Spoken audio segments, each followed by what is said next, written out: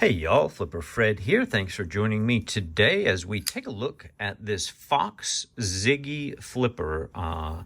This is a collaboration with the, I think he's Dutch knife maker, 𝗗𝗜𝗦𝗖𝗟𝗔𝗜𝗠𝗘, quite popular in the community, has a lot of knife designs under his belt.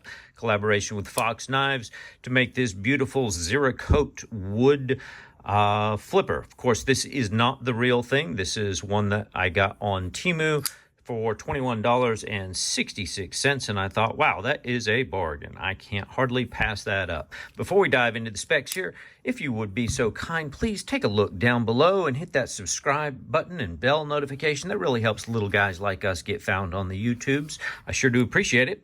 Let's take a quick peek at the box that this thing came in. So they made at least a good wholehearted effort at replicating, I think, what the real box probably looks like, or some version thereof. It's got writing and it's in, decent English, as well as, well, I don't know what that language is. I'm going to guess it's Italian, because most of the things in here, it does have, say Italy.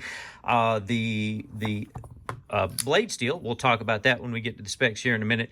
That's actually German, but I believe Fox Knives and most of their creations do come out of Italy. So there's your box that it came in. Take a peek inside, because they actually went to the trouble of giving us this pretty cool little burlap bag with the Fox logo on it. Not unlike the little Benchmade microfiber bags that usually get with the Benchmade knives. So this one's a little different twist on that. Also, they have given us some kind of long and wide, I'm going to call this a pamphlet. It does have, thanks for choosing a Fox Knives product, and their contact and social media. So at least, if nothing else, they're promoting the real company's social media channels. So yeehaw for that. All right, let's pack all that away.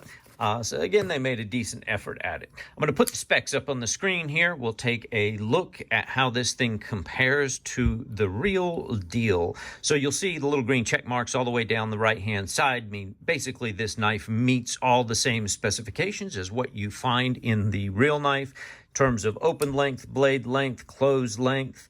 The blade finish is a satin finish.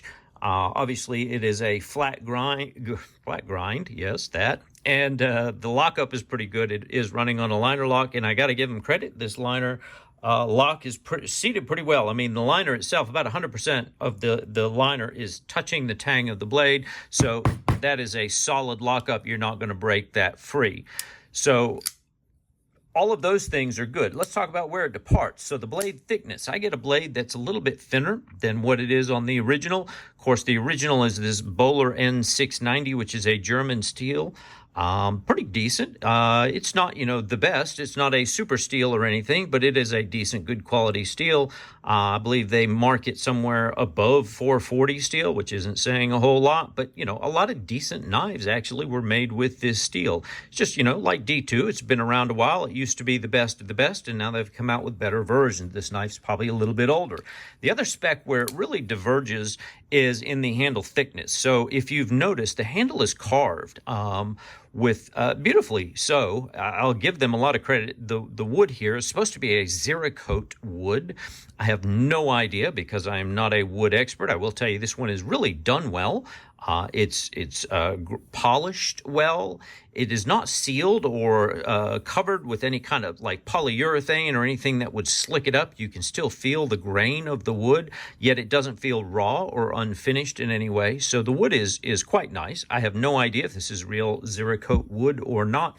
And I have no idea how they measured the width of the scales, because you can see there are indentations and then there are raised parts. So I made my measurements at the widest possible between the outsides of these raised parts on the scale, and maybe that's the difference in why my measurements for the handle came in so much wider than it did on the original. That's at least my best guess. The other thing you'll see is that this thing weighs quite a bit more.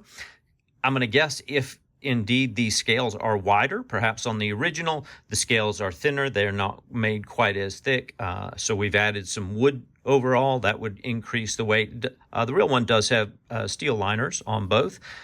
So that's not a difference. Of course, the difference in the actual quality and whatever steel this is, that could also make up a little bit difference. So I'm going to say because my handle thickness came in so much wider, it's probably more wood, and that's going to therefore make up the difference in the weight. Of course, the price you can see is the huge difference on here. So the original one comes in at around $175. You can find it for probably more or less should you shop around, but that's a pretty good average. And I bought this one for $21.66. I thought, well, you know what? It's a good looking knife, and it really is a good looking knife. It's got beautiful wood handles. It's nicely finished.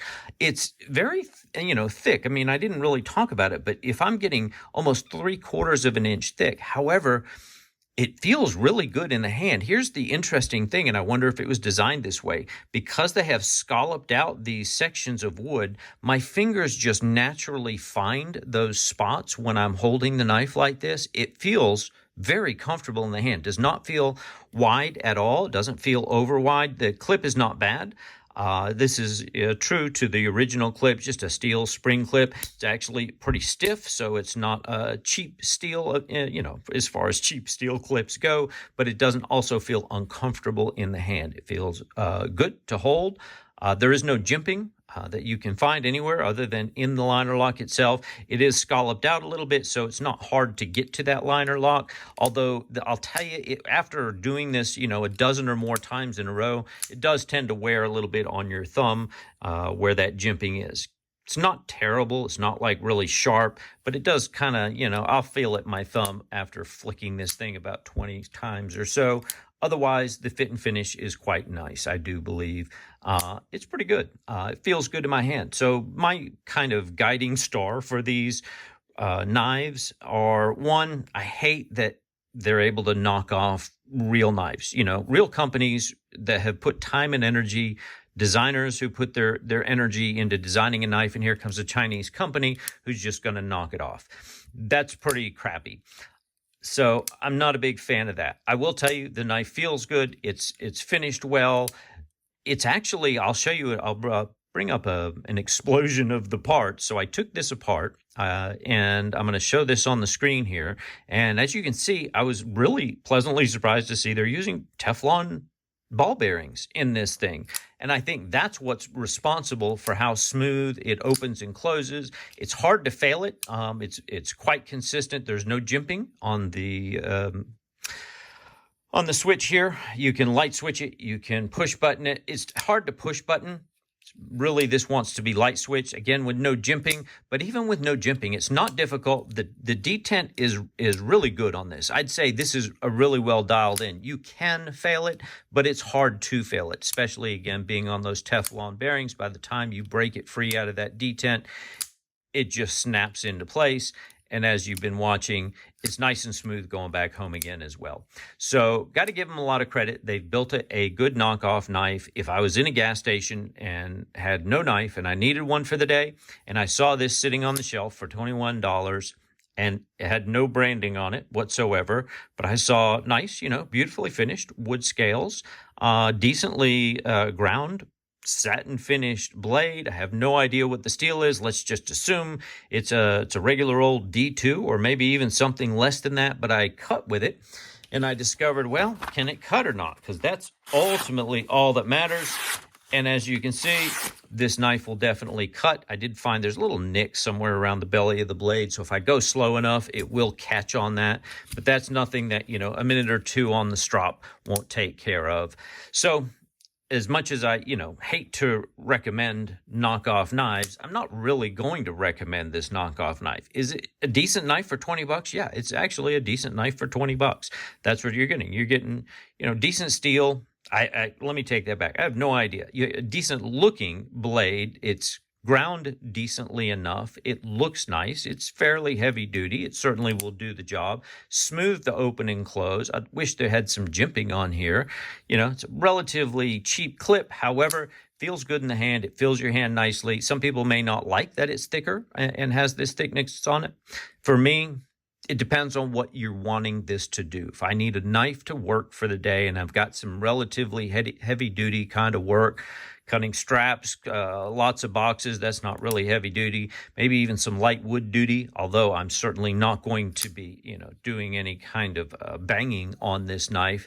It's still a nice heavy duty knife, feels good in the hand, it fits your hand well, it's got decent wood scales, it's worth 20 bucks. All right, I'll give it that. It's worth 20 bucks. But again, I'm not a big fan of promoting in any way, shape, or form knockoff knives. So, there's that as well.